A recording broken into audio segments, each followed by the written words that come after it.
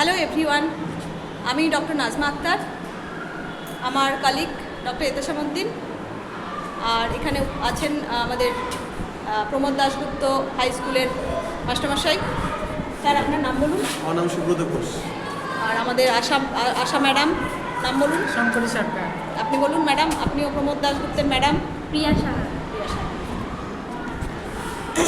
আজকে আপনাদের সঙ্গে একটা ভিডিও শেয়ার করছি, সেটা হচ্ছে বয়ঃসন্ধিকাল নিয়ে। বয়ঃসন্ধিকালে বাচ্চাদের যে শারীরিক এবং মানসিক পরিবর্তন, সেটাই আজকে আমি শেয়ার করব। সেটা হচ্ছে, এটা একটা ন্যাশনাল প্রোগ্রামে দাঁড়িয়েছে। আমাদের কাছে প্রচুর বাচ্চা আসে। এই সময় যে শারীরিক এবং মানসিক পরিবর্তন হয়, সেইগুলো বাচ্চা কাচ্চার মনে খুব বাজেভাবে একটা এফেক্ট হচ্ছে, যার কারণে মেন্টাল কাউন্সেলিংয়ের দরকার হচ্ছে। তো খুব ছোট্ট করেই ভিডিওটা করব, আর খুব অল্প কথাই বলবো, খুব কাজের কথা। সবাই একটু মন দিয়ে সেটা শুনলে খুব ভালো হয়। আমার এখানে সব বাচ্চা কাচ্চারা আছে, আমি সব বাচ্চা কাচ্চাদের দেখাচ্ছি।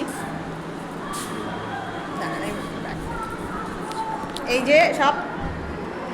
যে সব কোন ক্লাসে? তোমার ক্লাস বলো।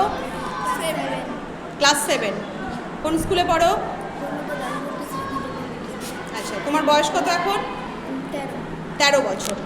তোমাদের তাই তোমরা ক্লাস 7-এ পড়ো? হ্যাঁ। আচ্ছা, প্রমোদ দাশগুপ্ত হাই স্কুলে পড়ো, তাই তো? আচ্ছা, এই সব বাচ্চারা আছে, সব এখানে ক্লাস 7-এর বাচ্চারাই আছে, কারণ এদের বয়স থেকেই শুরু হয়। বয়ঃসন্ধিকালটা মেনলি আমরা 12 থেকে এবং 13 থেকেই ধরি।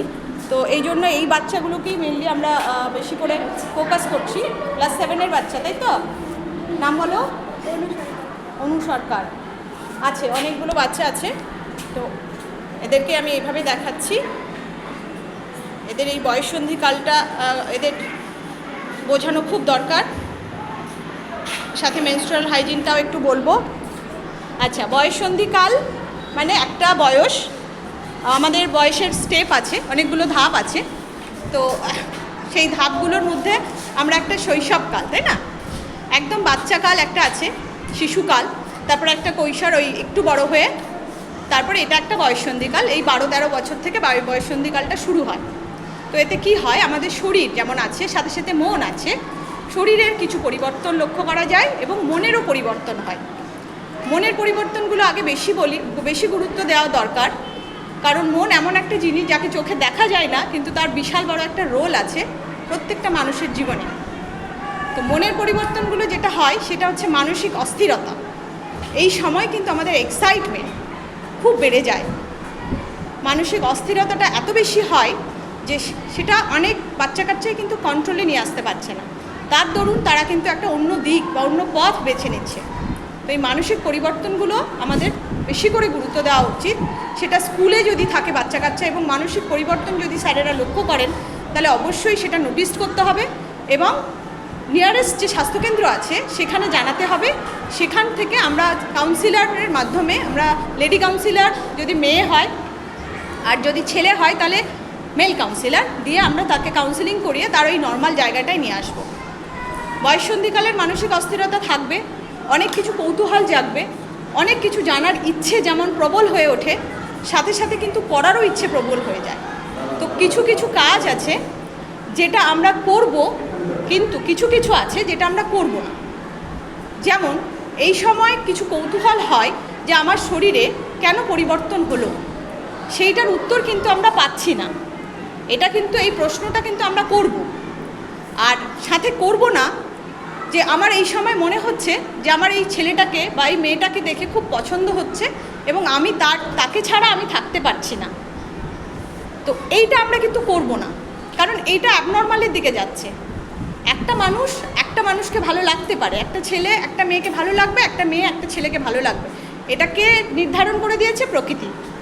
এটা প্রকৃতি নির্ধারণ করে দিয়েছে। ছেলের জন্য মেয়ে, মেয়ের জন্য ছেলে, পুরুষ আছে, প্রকৃতি আছে। বোঝা গেল? তো এটা স্বাভাবিক, কিন্তু এইটা যখন অস্বাভাবিক হবে, তাকে ছাড়া আমি থাকতে পারছি না, তাকে ছাড়া আমি বাঁচতে পারবো না, আমার মা বাবা ভালো লাগে না, আত্মীয় স্বজন ভালো লাগে না, বন্ধু বান্ধব ভালো লাগে না, তারপর আমার ছোট ভাই বোনদের ভালো লাগে না, এইটা কিন্তু করব না। এটা কন্ট্রোল করতে হবে, এটা আমরা শেয়ার করব। নিজে নিজে কিছু করব না, কোনো স্টেপ নেব না, এটা আমরা বাড়িতে বড় গার্জিয়ানদেরকে শেয়ার করব। বাড়িতে সব থেকে বড় গার্জিয়ান মা, কারো দিদি থাকলে দিদি, কারো যদি পাশে পিসি আছে, মাসি আছে, যাই থাকুক না কেন তারা কিন্তু বড় বন্ধু হয়, তো তাদেরকে শেয়ার করতে হবে। তারপরেও যদি না হয় তখন আমরা মেডিকেলি তাকে কাউন্সিলিংয়ের মাধ্যমে বা কিছু মেডিকেশন করে তাকে কিন্তু আমরা ঠিক করব। বোঝা গেল? তাহলে বয়ঃসন্ধিকালটা শুরু হচ্ছে 12-13 বছর থেকে। বোঝা গেল? মানে তোমাদের মতন বয়সের, এই যে তোমাদের মতন বয়সের যে বাচ্চা কাচ্চারা, এদের থেকেই কিন্তু বয়ঃসন্ধিকালটা শুরু হচ্ছে। তাহলে এই সময় কিন্তু আমাদের খুব দরকার এই জিনিসগুলো জানা। তাহলে মানসিক অস্থিরতা হবে, স্বাভাবিক, স্বাভাবিক তো। মানসিক কৌতূহল হবে, কোনো কিছু জানার ইচ্ছে হবে, সেটাও স্বাভাবিক। তাহলে এই জিনিসগুলো কিন্তু স্বাভাবিক রাখতে হবে। অস্বাভাবিক যখন হবে তখন আমরা কি করব? শেয়ার করব। তখন আমরা বলবো, স্যারেদেরকে বলবো, ম্যাডামদেরকে বলবো। যদি ম্যাডাম সেটা তোমাদেরকে হেল্প করতে পারেন খুব ভালো, নাহলে আমাদেরকে ফোন করবেন। ঠিক আছে ম্যাডাম? আমার ডাক্তারবাবুর নাম্বার দেওয়া থাকবে হেড স্যারের কাছে, আপনারা আমাদেরকে ফোন করবেন। যদি সেরকম কিছু অ্যাবনর্মালিটিস আপনারা পান এই সময়, সেটা কিন্তু আমাদের জানাতে হবে।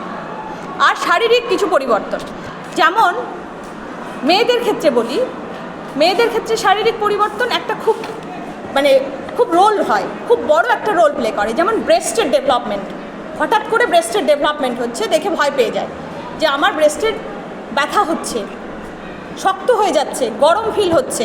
এটা কিন্তু সবার ক্ষেত্রেই হয়তো একটু একটু পরিবর্তন হতে পারে। তাহলে এইগুলো যদি হয়, ভয় পাওয়ার কিচ্ছু নেই।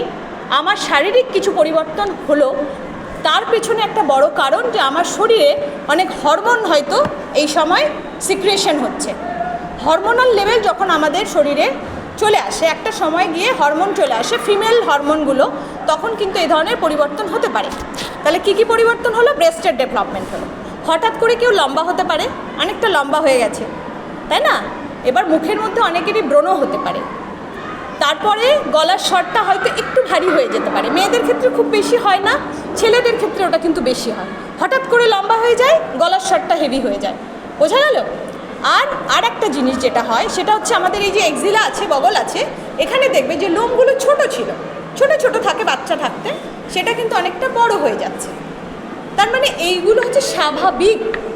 এইগুলো মায়ের ছিল, মায়ের ছিল, মানে সবার ছিল। যারাই পৃথিবীতে জন্মেছে, যে সমস্ত মেয়ে মানুষ, তাদের কিন্তু এভাবে হয়েছে। ঠিক আছে? সেই জন্য এইগুলো ভাবতে হবে এটা স্বাভাবিক, অস্বাভাবিক ভাবার কোনো কারণ নেই। এই জিনিসগুলো হলে যদি মনের মধ্যে খুব বেশি কৌতূহল জাগে, খুব বেশি সমস্যা হয়, তুমি কারোর সঙ্গে শেয়ার করতে পারছো না, তাহলে কিন্তু অবশ্যই আমাদের হসপিটালে কাউন্সিলার আছে। মেয়েদের জন্য ফিমেল কাউন্সিলার, ছেলেদের জন্য মেল কাউন্সিলার। সেখানে কিন্তু তোমরা গিয়ে মাকে সঙ্গে করে নিয়ে তার সঙ্গে শেয়ার করতে পারো। বোঝা গেল? তাহলে এটা হলো। আর একটা কি, আমাদের কোমরের পাশে এই যে হিপ পোর্শন আছে আমাদের, তাহলে হিপ পোর্শনে অনেক সময় দেখবে হেভি হয়ে যায়, একটু ভারী লাগে, লাগে না? বড় হওয়ার সাথে সাথে মনে হয় যেন এটা একটু মোটা হয়ে যাচ্ছে, বড় চওড়া হয়ে যাচ্ছে। তাহলে হিপ পোর্শনটা চওড়া হতে পারে। যাদের হবে না, যাদের মনে হচ্ছে যে এটা হচ্ছে না, ঠিক আছে, তাদের হয়তো যদি শরীরের কাঠামো খুব পাতলা হয়, রোগা হয়, তাহলে হয়তো ধীরে ধীরে হবে, বড় হলে হবে। কিন্তু যারা একটু মোটা হেভি আছে, তাদের কিন্তু এটা লক্ষ্য করা যায়। তাহলে কি হয়? ভয় পাওয়ার কিছু নেই, তুমি বড় হচ্ছ, এটা মাথায় রাখতে হবে। আজকে আমি বড় হচ্ছি, তাই আমার এই পরিবর্তন। বোঝা গেল? আর সাথে আমি যেটা বলবো, এই সময়ে আমাদের ফিমেল হরমোনগুলো যেগুলো হয়, সেই ফিমেল হরমোনের জন্য আমাদের কিন্তু মাসিক বলে, মাসিক কেন, যে মাসে আমাদের প্রত্যেক মাসেই ওটা হয়, মাসিক বলা হয়, ওটা মেনস্ট্রুয়াল সাইকেল। তাহলে ওই মাসিকটা কিন্তু শুরু হয়। সবার হয়েছে এখানে? মাসিক শুরু হয়ে গেছে? পিরিয়ডস তোমাদের হয়েছে? বলো, হ্যাঁ বলো, লজ্জার কিছু নেই। আচ্ছা, তার মানে তোমাদের এখানে মাসিক কিন্তু শুরু হয়ে গেছে। ঠিক আছে? তাহলে এই মাসিকের সময় কিছু হাইজিন আছে যেটা আমাদের জানা উচিত। মাসিকের সময় আমাদের কি কি করণীয়, কিছু খাবার খেতে হয় যেটা নিউট্রিশিয়াস খাবার, আর কিছু হাইজিন মেনটেন করতে হয়। যেমন আমি মাসিকের সময়, আমরা তো কাপড় ইউজ করব না, কাপড়ের এখন কেউ কাপড় ইউজ করতে পারে না, সবাই আমরা স্যানিটারি ন্যাপকিন ইউজ করব। এবং স্যানিটারি ন্যাপকিন ইউজ করার প্রসেসগুলো আমাদেরকে জানতে হবে। সেটা মায়ের কাছ থেকে শিখে নিতে পারো, বড় দিদিদের কাছ থেকে শিখে নিতে পারো। স্যানিটারি ন্যাপকিন ইউজ করার আগে হাত ধুতে হবে, আর স্যানিটারি ন্যাপকিন ইউজ করার পর এসে তারপরেও হাত ধুতে হবে। বোঝা গেল? আর মাসিক সাইকেল যখন শুরু হবে, তখন কিছু মানসিক পরিবর্তনও লক্ষ্য করা যায়। ওই সময় হয়তো ভালো লাগছে না, বুক ধড়ফড় করছে, বা কোনো কাজে মন দিতে পারছি না, প্রচণ্ড দুর্বল লাগছে, শরীর অসুস্থ লাগছে, ইমিডিয়েট বাড়ির গার্জেনকে বলতে হবে। বোঝা গেল? বমি হতে পারে, মাথা গড়া হতে পারে, জ্বর লাগতে পারে, মানে টেম্পারেচার একটু বেশি পাওয়া যায়, পেট ব্যথা হয়, খুব একটা বড় প্রবলেম পেট ব্যথা। পেট ব্যথা কেন হয়? মাসিক যে হয় সেখান থেকে আমাদের কি হয়? ব্লিডিং হয়, রক্ত বেরোয়, তার সঙ্গে কিছু মিউকাস বেরোয়, তাহলে স্বাভাবিক আমাদের শরীর যখন কেটে যায় সেখান থেকে যদি রক্ত বেরোয় কি হয়? ব্যথা হয় না? হয়তো, তাহলে ব্যথা হয়। তার মানে আমাদের এটা বুঝতে হবে এটা একটা নর্মাল প্রক্রিয়া। এই প্রক্রিয়াতে আমাদের কি হবে, যখন রক্ত শরীর থেকে বেরোচ্ছে স্বাভাবিক তলপেটের উপরে অনেকটা প্রেশার হয়, সেখান থেকে কিছু মিউকাস মানে মাংসপেশি যেগুলো আছে আমাদের খুব পাতলা সূক্ষ্ম রক্তের সাথে বেরোয়, সেই জন্য একটা ব্যথা অনুভব করি আমরা। তো এটা ঘাবড়ানোর কিছু নেই। যাদের বেশি হয় তাদের জন্য আমি বলবো যে নিয়ারেস্ট যে স্বাস্থ্যকেন্দ্র আছে সেখানে যদি কোনো গাইনোকোলজিস্ট থাকেন তার সঙ্গে পরামর্শ করতে হবে। আর না হলে গরম জল যদি আমরা তলপেটে বা হচ্ছে পিছনে থাইয়ে এগুলোতে যদি আমরা পিছনে ব্যাক মাসেলে যদি আমরা গরম জলে সেঁক দিতে পারি, কিভাবে? গরম জল একটা এরকম বোতলে, ইউজলেস বোতলেও আমরা নিতে পারি, নিয়ে বা হট ব্যাগ আছে হট ব্যাগে নিয়ে আমরা কিন্তু ওটা করতে পারি। বোঝা গেল? সেটা একটা পাতলা কাপড় পরে থাকবো, তার উপরে আমরা সেঁকবো, তাহলে কিন্তু অনেকটা রিলিফ হয়ে যাবে। বোঝা গেল? বুঝলি তোমরা? কারো কোনো প্রশ্ন আছে? বলো, প্রশ্ন আছে? প্রশ্ন নেই তো? আচ্ছা, তাহলে তোমরা সব বুঝেছো, আমি ধরে নিলাম তোমরা সব বুঝেছো। ঠিক আছে বন্ধুরা, সব বুঝেছে। ডাক্তারবাবু আপনার কিছু বলার আছে? হ্যাঁ, আচ্ছা, তাহলে আপনি একটু বলুন। একটাই কথা সবাইকে বলবো, আমি ভিডিও করছি, আপনি বলুন। একটাই কথা বলবো যে আমরা লেখাপড়া করবো, বড় হবো, সব কিছু ঠিক আছে, একটু ডাক্তারবাবু বলবে। আর করবো, টাকা আইন করবো, মানে এখন আমরা টাকা কার কাছে চাই? মা বাবার কাছে চাই। এটা মাথায় রাখিস, যখন আমরা নিজেই ইনকাম করবো, টাকা যখন আমার হাতে আসবে তারপরে বিয়ের চিন্তা ভাবনা আসবে মাথায়, এটা মাথায় রাখিস। বিয়ের চিন্তা ভাবনা টাকা যখন হাতে ইনকাম করবো তারপরে, তার আগে নাই। কিন্তু সবাই মাথায় রাখিস, এটা মেয়েদেরকে বলি, ঠিক আছে? আজ থেকে একদম হাত দিয়ে কসম নিতে হবে যে আমরা আগে ইনকাম করবো, চাকরি হোক যাই হোক কাজে যোগদান দেবো, আমরা কাজ শুরু করবো, তারপরে বিয়ের ব্যাপারটা বুঝবো। বোঝাতে পারছি সবাইকে? সবাই বুঝে গেছে? ঠিক এইটুকু, আর কিছু নেই। ঠিক আছে, ঠিক আছে, আজকে এই পর্যন্ত। আল্লাহ হাফেজ, আসসালামু আলাইকুম।